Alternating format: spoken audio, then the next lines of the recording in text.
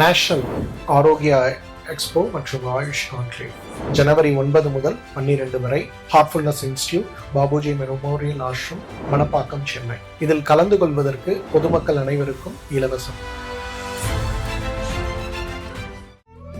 தமிழர்களின் number one choice Tamil matrimony. ஜாதகத்துக்கும் பரிகாரத்துக்கும் இருக்கிற தொடர்பு மிகப்பெரிய தொடர்புங்க. அதுக்கு நானே ஒரு எடுத்துக்காட்டுங்க. இதுக்கெல்லாம் ஜாதகம் பார்த்து கரெக்டான பரிகாரம், கரெக்டான ஆளை தேர்ந்தெடுக்கணும் மக்கள். அப்படி அடித்தா எல்லாரும் வாழை மரத்தை வச்சு கட்டி தாலி கட்டிட்டா வேலை முடிஞ்சது. செவ்வாய் தோஷமா வாழை மரமே எந்த வகை சேர்ந்தது, அவன் எங்கிருந்து எடுத்துகிட்டு வரணும், அவன் ஒன்று வளர்த்தணுமா? எல்லாரும் நீங்கள் நினைக்கிறீங்க செவ்வாய் தோஷம் உள்ளது செவ்வாய் கோயிலுக்கு போனால் தான், பெருமாள் கோயிலுக்கு போனாலும் உடையும். ஸோ செவ்வாய் தோஷம் இருந்தால் பெருமாள் கோவிலுக்கு போகணும். அங்கே தான் கல்யாணம் நடக்கணும் விதி இருந்துக்குது.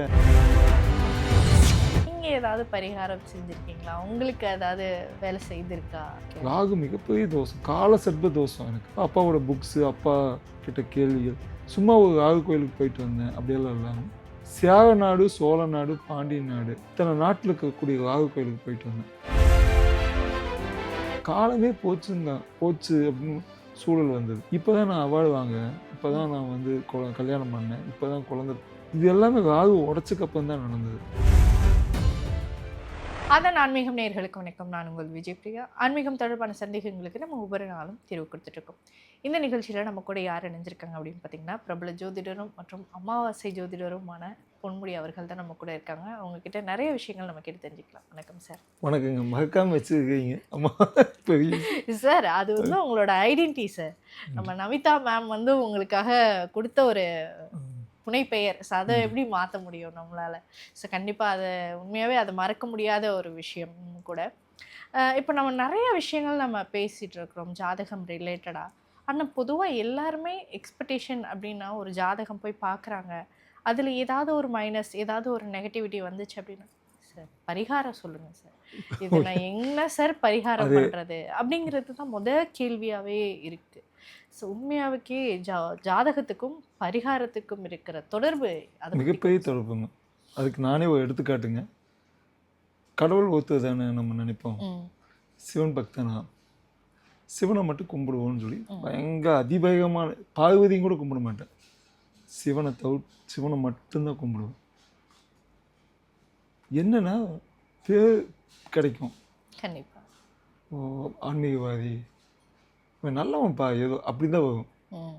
நம்மளுக்கு தேவையான குடும்பம், கல்வி, வசதி, குழந்தை பாக்கியம், இதெல்லாமே ஒரு சில கிரகத்துக்கு போய் தான் ஆகணும். இது நானே டெஸ்ட் பண்ணேன். ஒரு நாள் 2 நாள் இல்லைங்க, 6 மாதமெல்லாம் பண்ணேன். 15 வருஷமாக விடாமல் ஒரே கடவுளை மட்டும்தான் கும்பிட்டு இருந்தேன். அது அமாவாசைக்கு எனக்கு பேர் வந்ததே. மற்ற அந்த திருவண்ணாமலைக்கு பக்கத்துக்கு காம்பவுண்டில் இருக்கக்கூடிய அம்மன் சாமி போக மாட்டேங்க. அந்த மெயின் ஐயாவை தான் பார்த்துட்டு வருவேன். இப்போது இந்த ஜாதகமெல்லாம் ஒரு நாள் நைட்டு எனக்கு உணவு, நம்ம போய் தான் பார்ப்போமே என்ன தான் நடக்குது அப்படின்னு. எல்லாமே பயங்கர சேஞ்சஸ் ஆகுது. கண்டென்ட் இருக்குது. ராகு சம்மந்தப்பட்ட கோயிலுக்கு போய் தான் ஆகணும். செவ்வாய்க்கு சம்மந்தப்பட்ட கோயிலுக்கு போய் தான் ஆகணும். குருவே வந்து 4 விதமான குரு இருக்காரு. இப்போ நீங்கள் குரு எந்த வீட்டில் உட்காந்துட்டு இருக்கானோ அதுக்கேற்ற குருவை பிடிக்கணும். குருனா ஒரு குரு போதும் அப்படின்னு இல்லை. தனுசு வீட்டில் இருக்க குருவாக இருந்துன்னு வைங்க, தன் வீடாகவே இருந்து தான் குருவாகவே இருந்தால் அவன் அழகான ஒரு ஆளை பிடிக்கும், அழகான ஒரு குருவை தேர்ந்தெடுக்கணும். இதே அழகான குரு. இதுவே ஒரு சனி வீட்டில் உட்காந்துட்டு இருக்கான்னு வைங்களேன், ஒரு பஞ்ச பரதேசி, ஒன்றுத்துக்கு இல்லாதவன், உடம்புல கைகாலெல்லாம் வீங்கி போய் ஒரு அக்லியான ஒரு சனி பகவான் பார்த்த எப்படி, ஐயோ இவன் அப்படி ஒரு கருப்பான லட்சணம் இல்லாத ஒரு குருவை தேர்ந்தெடுக்கணும். அவன் பற்றற்ற நிலையில் இருக்கணும். காசு கொடுத்து ஃபர்ஸ்ட் லைனில் அந்த குருவெல்லாம் கிடையாது. அவன் சாதாரணமாக இருப்பான். கனகப்பட்டி சித்தையெல்லாம் கனகப்பட்டி பார்த்தீங்கன்னா அவர் போட்டு ட்ரெஸ்ஸோடு தான் ரொம்ப காலமாக படுத்துட்டு இருந்தது. ஒரு வீடியோவில் பார்த்தீங்கன்னா குளிக்காத ரொம்ப கைகாலெல்லாம் புண்ணு இருந்தது. நான் பார்த்துருக்கேன். நான் பொள்ளாச்சிக்கு பக்கம்தான். இப்போது இப்போ இப்படி நான் கண்டுபிடிச்சதையே எந்த அப்போ அதுக்கு போய் பார்த்தேன். இதே மிதுன வீட்டில் குருவுக்குன்னா ரொம்ப வாட்ட சாட்டமாக நெட்டையாக இருக்கணும். ஓகே, அப்படியெல்லாம் கணக்கு இருக்குதுங்க. ஓகே, குருவையும் இதெல்லாம் பார்த்து இதுக்கே இதுவே அப்படின்னா இப்போ ராகுக்கு, செவ்வாய்க்கு, சனிக்கு, செவ்வாய் இப்படியெல்லாம் கணக்கு இருக்குதுங்க. இதுக்கெல்லாம் ஜாதகம் பார்த்து கரெக்டான பரிகாரம் கரெக்டான ஆளை தேர்ந்தெடுக்கணும் மக்கள். அப்படி அடித்தா பேசாத அப்பா அம்மா பேசிக்கவே மாட்டாங்க. இப்போ பார்த்தீங்கன்னா இதுக்கு முன்னாடி ஒரு இன்சிடென்ட் நடந்தது. கோயம்புத்தூரில் ஒரு மிகப்பெரிய காலேஜ் ஓனருக்கும் அவங்க அப்பாவுக்கும் பெரிய கோடீஸ்வரங்க 2 பேரும். ஆனால் சண்டை கட்டிக்குவாங்க, பேசிக்க மாட்டாங்க. அதுக்கப்புறம் ரொம்ப நாளுக்கு அப்புறம் பாமகவில் பார்க்க அப்பா மகனுக்குள்ள இதெல்லாம் இது என்ன கணக்கு? இதெல்லாம் தோஷத்தோட அளவு. ஓகே, எது ஆகணும் பிள்ளை. இது ஃபுல்லாமே கிரகத்தோட சூழ்நிலைகள். ஆமாம், அவ இது வரைக்குமே அன்புமணி ராமதாஸ் ஐயா வந்து தன் அப்பாவுக்கு சீட்டு போட்டு உட்கார வச்சு பேசிட்டு இருக்காரு. ஆமாம், நீங்கள் கவனிச்சிங்கன்னா தெரியும். அவரோட காலியான அவரோட இடம் இருக்குதுன்னு சொல்கிறாரு. அப்போ இதெல்லாமே கிரகத்தோட வேலை தான். தன் மகனே தனக்கு எதிரியாகணும், தன் தந்தையே கடைசி வைக்கு எதிரியாக நிற்கணும். அப்போ அதுக்கேற்ற கிரகத்தை போய் பார்க்கணும். அப்போ அது உடையும். அதாவது அப்படி போச்சுன்னா அவ்வளோ பெரிய அப்பாவே மன்னிப்பு கேட்பாரு. ஒரு நிமிஷத்தில் அப்படியே புஷ் புஷ் புஷ்ன்னு போயிடும். காணாமல் போய் கட்டி பிடிச்சிக்குவாங்க. இது நடக்கும். பொதுவாக அந்த பரிகாரம் அப்படின்னு நம்ம ஒரு விஷயம் செய்யும் போது எல்லாருமே காமனாக சில பரிகாரங்கள் செய்கிறாங்க. இப்போ எக்ஸாம்பிள் வந்து இப்போ செவ்வாய் தோஷம் இல்லை செவ்வாயினால் ஆபத்து அப்படின்னா நேராக முருகர் கோவிலுக்கு போகிறாங்க, திருச்செந்தூரை வந்து பிடிச்சிக்கிறாங்க. பட் ஆனால் இது எல்லாருக்கும் கை கொடுக்குமா அப்படின்னு கேட்டால் கிடையாது. அதில் ஒரு சிலருக்கு பாசிட்டிவ் நடக்கும், ஒரு சிலருக்கு நான் தொடர்ந்து போயிட்டு தான் இருக்கேன், இன்ன வரைக்கும் என் வாழ்க்கையில் எந்த ஒரு மாற்றமும் நடக்கலை அப்படின்னு. அப்போ அவங்க சரியான பரிகாரத்தை தேர்ந்தெடுக்கலை அப்படிங்கிறது தான் முதல் ரீசன். 100% உண்மை. அவங்க சரியான பரிகாரத்தை தேர்ந்தெடுக்கலை. எல்லாரும் வாழை மரத்தை வச்சு கட்டி தாலி கட்டிட்டா வேலை முடிஞ்ச செவ்வாய் தோஷமா. அதுக்கு ஒரு பெரிய கதையே இருக்குதுங்க. வாழை மரமே எந்த வகை சேர்ந்தது, அவன் எங்கிருந்து எடுத்துகிட்டு வரணும், அவன் வளர்த்தணுமா, வளர்த்தி கட்டணும். ஓகே, இதுக்குள்ளேயும் பெரிய இது இருக்குது. அதுக்கு ஒரு கதையை நான் வச்சிருக்கேன். இது யாருமே செய்யவில்லை. இப்போ இவ்வளோ செகண்டில் பண்ணணும்னு நினைக்கிறாங்க.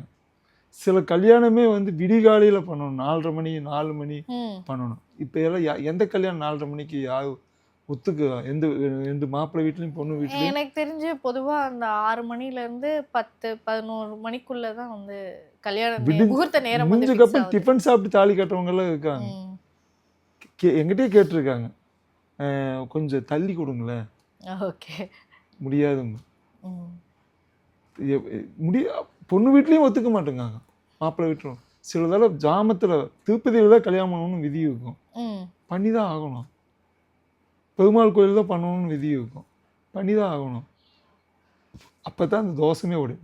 எல்லாம் நீங்கள் நினைக்கிறீங்க செவ்வாய் தோஷம் உள்ளது செவ்வாய் கோயிலுக்கு போனால் தான், பெருமாள் கோயிலுக்கு போனாலும் உடையும். ஓகே, ஸோ செவ்வாய் தோஷம் இருந்தால் பெருமாள் கோவிலுக்கு போகணும். அங்கே தான் கல்யாணம் நடக்கணும் விதி இருந்துக்குது. அப்போ எப்படி நீங்கள் முருகன் கோயிலில் போய் நின்று கும்பிட்டு? பட் ஆனால் இது எல்லாருக்கும் பொருந்தாதுல்ல. எல்லாத்துக்கும் பொருந்தாது. ஜாதகம் பார்க்கணும், அந்த கிரக அமைப்பு பார்க்கணும். அந்த ராகு வந்து இதில் பெரிய விஷயம் என்னென்னா செவ்வாயோட ராகு கலந்து இருக்குது. அப்போ அவனுக்கு வந்து வெறும் முருகன் மட்டும் பத்தாது. ஓகே, சில இடங்கள் அது இடத்த பொறுத்து இருக்குது, எந்த வீட்டை பொறுத்து இருக்குது. அது புதன் வீட்டில் இருக்குதா, இல்லை சூரியன் வீட்டில் இருக்குதா, இல்லை சந்திரன் வீட்டில் இருக்குதா. அப்போ சந்திரனா பெருமாள் கிட்ட போய் தான் ஆகணும். இப்படியெல்லாம் கணக்கு இருக்குது. ஆனால் இவங்க என்ன பண்ணுறாங்கன்னா மொத்தமாக அடிச்சு விடுறது. அதெல்லாம் ரொம்ப அது இப்போ நினச்சிதான் ரொம்ப வருத்தமாக இருக்குது. கண்டிப்பாக. ஸோ இப்போ நிறைய பேர் பரிகாரம் அப்படிங்கிறது, ஒரு ஜோதிடர் அப்படின்னா அவர்கிட்ட பரிகாரம் கேட்காம வரமாட்டாங்க. எப்படின்னாலும் எந்த பிரச்சனைக்குன்னாலும் பரிகாரம் அப்படிங்கிறத ஒரு விஷயம் தெரியும். ஆனால் அது அவங்களுக்கு ஏற்ற மாதிரி அதை ஃப்ளெக்சிபிளாக மாற்றிக்கிறாங்கல்ல சிலர். இப்போது ஜோதிடர்கள் வந்து ஒன்று சொல்லுவாங்க, இந்த இடத்துல இந்த நேரத்தில் நீங்கள் வந்து போங்க. இல்லை சாமி, எங்களுக்கு ஞாயிற்றுக்கிழமை தான் நாங்கள் எல்லோரும் ஃப்ரீயாக பக்கத்தில் வீட்டுக்கு பக்கத்தில் ஞாயிற்றுக்கிழமை தான் நாங்கள் ஃப்ரீயாக இருப்போம் அப்படின்வாங்க. இல்லை எங்களுக்கு பக்கத்துலேயே ஏதாவது பரிகாரம் செய்கிற மாதிரி ஏதாவது, நாங்கள் அவ்வளோ தூரம்லாம் போக முடியாது. ஸோ இந்த மாதிரியான விஷயங்கள்லாம் கேட்கும் போது உங்களுக்கு என்ன தோணும்? இல்லை அல்டர்னேட்டிவா சீக்கிரம் சொல்லிடுவீங்களா இல்ல அது பாசிபிள் இல்லையா? ஸோ அமெரிக்காலேருந்து வந்திருக்காங்க தோசத்து களி, ஒன்லி தோசத்து களிக்கிறதுக்காக அமெரிக்காலேருந்து வந்திருக்காங்க, அந்தமான்லேருந்து வந்திருக்காங்க. இப்போ சமீபத்தில் போன 2 மாதத்துக்கு அந்தமான்லேருந்து ஒரு சயின்டிஸ்ட் வந்திருந்தாங்க ஒரு லேடி. அவங்களுக்கு நிறைய பிரச்சனைகள் வந்து பார்த்தாங்க. ஒரு தடவை தான் நான் வருவேன் உங்களுக்கு, ஆனால் ஏகப்பட்ட இடம் நான் சொன்ன எல்லா இடத்துக்கு போனாங்க, என்னையும் கூட்டிகிட்டு போகிறாங்க. கூட்டிகிட்டு நான் எனக்கே பயம் வந்துருச்சு, இவ்வளவும் பண்ணியிருக்காங்க ஆண்டவா ஏதாவது ஒன்று பண்ணி, அந்த அளவுக்கு நானும் வேண்டுறேன். போயாச்சு. திருப்பி நான் நேற்று என்னை சந்திக்கிறாங்க. நான் மறுபடியும் வரட்டுமான்னு இடையில கேட்டாங்க. வாங்க அப்படின்னு. நேற்று சந்திக்கும் போது எனக்கு ஒரு ஸ்வீட் பாக்ஸ் கொடுக்குறாங்க. கொடுத்துட்டு என்ன சொல்கிறாங்கன்னா, எங்கள் அம்மா அப்பாவும் சேர்த்துக்கிட்டாங்க என்னைய, நீ இது வரைக்கும் சேர்த்தாதாம்மா, எங்கள் அப்பா கூட நான் பேசினேன், எனக்கு வந்து இப்படியெல்லாம் நடந்துருக்குது, பெரிய மிராக்கள் நடந்துருக்குது, அதுக்காக தான் சொல்லிட்டு நடந்துருக்குது. நான் கடவுளுக்கு தான் நன்றி சொல்கிறேன். அப்போ நான் பெரிய ஆள் நான் சொல்லிக்க மாட்டேன். எனக்கு அந்த கடவுள் வந்து இந்த இடத்துக்கெல்லாம் போகணும்னு சொல்லி அவங்க மெனக்கெட்டு வராங்க அந்தமான்லேருந்து வந்து தங்கி. ஆனால் இங்கே இருக்கவங்க என்ன சொல்கிறாங்கன்னா, நம்ம கேட்க பக்கத்தில் இல்லை சென்னையிலே வந்துட்டு பக்கத்தில் இருக்குமான்னு கேட்டவங்களா இருக்காங்க. மிகப்பெரிய டைரக்டரோட ஒய்ஃபு, தமிழ்நாட்டிலே பேர் சொல்கிற மாதிரி ஒரு டைரக்டரோட ஒய்ஃபு எங்கள் ஜாதகம் பார்க்க வீட்டுக்கு கூப்பிட்றாங்க. அவங்க சொல்கிறாங்க 4 எட்டுக்கு அந்த பக்கம் இதே வீதியில் ஒரு புத்துக்கோயிலுக்கு அங்கே போட்டோமான்னு கேட்குறாங்க. நான் பெரியபாளையத்துக்கு போங்கன்னு சொல்கிறேன், போக மாட்டேங்காங்க. இதுக்கு என்ன சொல்கிறீங்க? அந்தமான்லேருந்து ஒரு ஆள் வராங்க, நடக்குது. இங்கே பக்கத்தில் 55 கிலோமீட்டருக்கு போக முடியல. அதான் கருமா. அப்போ நான் நினச்சிக்க, அப்போது ஜோசியனை பார்த்தாலும் காசு கொடுத்தாலும் சாப்பாடே போட்டிருந்தாலும் அவன் சொன்ன வார்த்தைக்காக போய் நின்று செஞ்சு தான் வாங்கணும். ஓகே. இப்போ எனக்கே ஒரு ஆள் திடீர்னு என் வீட்டில் என்னோடய ஸ்டூடெண்ட் ஒருத்தன், அவனுக்கு திடீர்னு சாமியெல்லாம் ஆடுவான். ஆனால் நம்ம பேச்சை தான் கேட்பான், நம்ம ஸ்டூடெண்ட்டு. அவன் திடீர்னு வந்துட்டு ஒரு இடம் சொல்கிறான், இங்கே போங்க மாஸ்டர் அப்படிங்க. அவனுக்கும் இதுக்கு சம்மந்தமே கிடையாது. அவன் சொன்னதுக்காக நான் போவேன். ஏன்னா ஏதாவது ஒரு ரூபத்தில் ஒரு ஆள் மூலிமா ஒரு ஆள் சொல்லி விடுவாங்க, இங்கே போங்க அப்படி. போய் தான் ஆகணும். போனேன். அங்கே ஒரு சிவன் கோயில் சாமி கும்பிட்டு வந்தேன். அப்போ அவன் சொல்லிட்டான் அவன் தகுதி இல்லாதவன் அப்படின்னு நான் முடிவு பண்ணல. எனக்கு ஒரு இன்ஸ்ட்ரக்ஷன் வந்ததுன்னா நான் போவேன். அது உங்களுக்கான அறிகுறியா நீங்க அப்படிதான் ஒவ்வொரு கிளைண்ட்டும் நினைக்கணும். கண்டிப்பா. இப்போ ஜோசிக்காக சொல்கிறான், அதுக்காக போய் அங்கே போங்க, ஒரு ஐயர் வைப்பாரு, அவருக்கு வந்து என்னோட விசிட்டிங் கார்டு சொல்லுங்கள், அவர் வந்து உங்களுக்கு மந்த தந்த மேலே கழிச்சிடுவாருன்னா அது பக்கா பிஸ்னஸ். அங்கே போய் பிஸ்னஸாக இருக்கக்கூடாது. கடவுளாக போய் நின்று கும்பிட்டு வரணும். கால் வலிக்க, நெஞ்சு புடைக்க, கண்ணு வந்து வலிக்க, ஐயோ எப்போதான் போவோம், எப்போதான் கும்பிடும், அப்படி போய் நின்று கும்பிட்டு வரணும். அப்போ அது தோஷம் உடையும். இப்போ பொதுவாக நிறைய பேர் கேட்குற ஒரு விஷயம், இந்த பரிகாரம்லாம் நீங்கள் சொல்கிறீங்களா, நீங்கள் ஏதாவது பரிகாரம் செஞ்சுருக்கீங்களா, உங்களுக்கு ஏதாவது வேலை செய்திருக்கா? அந்த மாதிரி நீங்கள் செஞ்ச பரிகாரம் என்ன? ராகு தோஷம் பயங்கரமான தோஷம். எனக்கு என்ன பண்ணாலும் காலமே போச்சுன்னு சொல்லணும். கருப்பான முடியல வந்தாங்க மெட்ராஸுக்கு, வெள்ள முடியல. இப்போ எனக்கு வயசு கூடுதலாக காட்டுது. என் வயசு 47. ஆனால் எல்லாரும் என்ன நினைக்கிறாங்கன்னா 55 வயசு இருக்குன்னு என்ன எங்கிட்டே சொல்கிறாங்க. ஒரு 55 இருக்குமா சார்ங்காங்க. காலமே போச்சு அப்படின்னு சூழல் வந்தது. இப்போ தான் நான் அவார்டு வாங்குவேன், இப்போ தான் நான் வந்து கல்யாணம் பண்ணேன், இப்போ தான் குழந்தை. இது எல்லாமே ராகு உடச்சக்கப்புறம் தான் நடந்தது. ராகு மிகப்பெரிய தோஷம், கால சர்ப்ப தோஷம் எனக்கு. இப்போ அதுக்கு நானாக ஒரு விஷயம் கண்டுபிடிக்கிறேன். அப்பாவோட புக்ஸு, அப்பா கிட்ட கேள்விகள், சும்மா ஒரு ராகு கோயிலுக்கு போயிட்டு வந்தேன் அப்படியெல்லாம் இல்லாமல் சேர நாடு, சோழ நாடு, பாண்டியன் நாடு, இத்தனை நாட்டில் இருக்கக்கூடிய ராகு கோயிலுக்கு போயிட்டு வந்தேன். இது சும்மா அப்படி இவங்க போகிற ஒரு கோயில் இல்லை, நான் போகாத ராகு கோயில் இல்லை, எல்லா கோயிலுக்கும் போக வச்சது. போனக்கப்புறம் தான் உடஞ்சது, உடஞ்சக்கப்புறம் தான் எனக்கு கல்யாணம் நடந்தது. கல்யாணம் நடந்ததுக்கப்புறம் தான் சுகப்பிரசவத்தில் குழந்தை பிறந்தது. ஓகே. ஆனால் இப்போ நீங்கள் சொன்ன மாதிரி எனக்கு ஒரு விஷயம் தோணுது. பொதுவாக அந்த ராகுகேது தோஷம் அப்படின்னு எல்லாரும் காளகஸ்தி போகிறதாகட்டும், இல்லை நம்ம தமிழ்நாட்டில் திருப்பாம்புரம் போகிறதாகட்டும், ஸோ இது 2 தானே மோஸ்ட்லி எல்லாருமே செலக்ட் பண்ணுவாங்க. பட் ஆனால் நீங்கள் நம்ம சேர சோழ பாண்டிய நாடுகள்லேயே வந்து இருக்கக்கூடிய ராகுகேது கண்டுபிடிக்கணும் அப்படின்னு, இது எப்படி சாத்தியமாச்சு? அதை எப்படி கண்டுபிடிக்கிறதுக்கு நீங்கள் அப்போ தான் முடிவு பண்ணேன். எப்போ நான் ஜோசியத்தை கையில் இது கிடைச்சது. ராகு உடைக்கிறதுக்கு எனக்கு சக்தி கொடுக்கணும், அது வழி காட்டணும். வழி காட்டினா நான் இந்த ஜோசியத்தில் அங்கே அப்படின்னு நான் வேண்டுறேன். வழி காட்டுது. அப்போ முதல் எனக்கு உடைங்குறேன். நம்பணும்ல, நான் ஒருத்தருக்கு சொல்கிறதுக்கு சும்மா அப்படியே அடிச்சு விடக்கூடாதுல்ல. கண்டிப்பாக. அப்போ நான் டெஸ்ட் பண்ணுறேன். முதல் எனக்கு செய்யணும், செஞ்சாதான் நான் சொல்ல முடியும். அப்போ நான் செஞ்சது அப்போது பல பேர்த்துக்கு நடந்தது. ஓகே. பொதுவாக நம்ம ஒரு விஷயம் பார்க்குறோம். இப்போ ஜாதகத்தில் இப்போ ஒரு கிரகத்தினுடைய சேர்க்கை இருக்கிறதுனால சில தோஷங்கள் நம்ம அப்படி மென்ஷன் பண்ணுறோம். இப்போது அதுக்கு ஒரு ஜோதிடரை பார்த்து இந்த பரிகாரங்கள் செய்யுங்க அப்படின்னு சரின்னு சொல்லிட்டு அவர் சொன்ன மாதிரியே நம்ம ஒரு பரிகாரம் செய்கிறோம். செஞ்சு முடிச்சதுக்கப்புறமும் நம்மளுடைய ஜாதகத்தில் இருக்கக்கூடிய கிரகங்கள் அப்படியே தான் நிலைப்பாட்டில் இருக்கும். என்ன மாற்றம் வந்துடும்? நமக்கு வாழ்க்கையில் மாறும். இப்போ சொன்னோம் பார்த்தீங்களா, எனக்கு டாக்டர் என்ன சொன்னாங்கன்னா, குழந்தையெல்லாம் பார்க்க ரொம்ப செலவு பண்ணி தான் டெஸ்ட் எல்லாம் எடுக்கணும், அது பண்ணணும், உங்களுக்கு வயசாயிடுச்சு, சுகர் இருக்குது, உங்கள் மனைவிக்கு பிபி இருக்குது, அவங்களுக்கு 39 வயசு, இதெல்லாம் சாத்தியம் இல்லைங்காங்க. மிராக்கிள் உங்களோட ஹெல்த் வைஸ் கண்டிஷன் பார்க்கும்போது டெஸ்ட்டெல்லாம் எடுக்கணும் அப்படிங்க. ஆண்டவனை தான் வேணும், டெஸ்ட்டெல்லாம் எடுக்கல, குழந்தை நின்றுச்சு. அப்பவும் என்ன சொல்கிறாங்க, 6 மாதத்துக்கு வெயிட் பண்ண சொல்கிறாங்க, இன்னும் முடிவு பண்ணி வெளியில் உங்களுக்கு கரெக்டான எல்லாமே ஆனக்கப்புறம் சொல்கிறோம் அப்படிங்காங்க. அப்போ குழந்தை பிறக்க 1 மணி நேரத்துக்கு முன்னாடி வரைக்கும் கூட சிசேரியம் பற்றி தான் பேசிகிட்டே இருக்காங்க. கடவுளாக பார்த்தா கொடுக்காது. நான் நம்புவேன், ராகு உடையுது, இதுதான் அடையாளம். அக்கா என் கட்டத்தில் இருக்க ஜாதகத்தில் ராகு இருக்க தான் செய்யும் அதே இடத்துல. ஆனால் அந்த ராகு போன உடனே என்ன பண்ணுன்னா, இன்னைக்கு நான் இப்போ பாம்பே போகணுன்னு திடீர்னு ஆசைப்பட்றேன். நாளைக்கு காலையில் ஒரு பெரிய ஃபங்க்ஷனுக்கு கூப்பிட்றாங்க. ஃப்ளைட்டில் போய் செக் பண்ணுறேன், 5400 ஒரு டிக்கெட் இருக்குது. நான் 10:45 நைட் போடுறேன். காலையில் 8:30 மணிக்கு ஃப்ளைட்டுக்கு, 8:45 ஃப்ளைட்டுக்கு. ஒரு அரை மணி போட்டுட்டு 1 மணி நேரம் கழிச்சு பார்க்க அது 18,000 ரூபா ஆயிடுது. இதுதான் ராகு. ராகு என்ன பண்ணுன்னா, அந்த கடைசி கேட் நம்ம கேட்டாகும். எல்லாம் ஆச்சரியப்பட்டேன், 5400 எப்படி போட முடியும் ஒரு நாள்? ஏன்னா இப்போ ஃப்ளைட்டே பெரிய பிரச்சனை இருந்தது. இப்போ நான் சொன்னது வந்து இண்டிகோ பிரச்சனை இல்லை.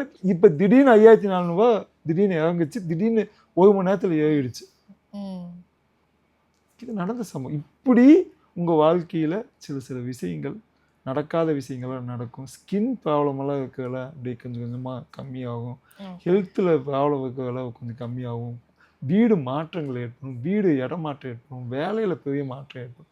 இது எல்லாமே ராகு அந்தந்த இடத்துல இருந்தால் கண்டிப்பாக அது அந்த ராகு வேலை செய்யும். இந்த ராகுனால ஒரு இதே கெட்ட ராகா இருந்ததுன்னு வச்சுங்களேன், ஓவர் த நைட்டில் காலி ஆகிட்டாங்க, ஓவர் த நைட்டில் சொத்து போயிடுச்சு, ஓவர் த நைட்டில் போய் குடும்பத்தோடு இதாச்சு, இதெல்லாமே இந்த ராகெல்லாம் இப்படி 2 விதமான கெட்ட ராகு. 5000 கிலோமீட்டருக்கு நீங்கள் அந்த பக்கம் போனாலும் உங்களைய தேடி பிடிச்சி அழிச்சு உங்கள் கூட 5000 பேர்த்தையும் கொன்று உங்களையும் கொண்டுட்டு வரும் அந்த ராகு. அதே ராகு நல்லது பண்ணணும்னு நினச்சா நீங்கள் குப்பைமேட்டு கடியில் படுத்து கிடந்தாலும் ஒருத்தன் வந்து கூப்பிட்டு வச்சு குளிக்க வச்சு உங்களை ராஜா வைக்க உட்கார வச்சுருவான்.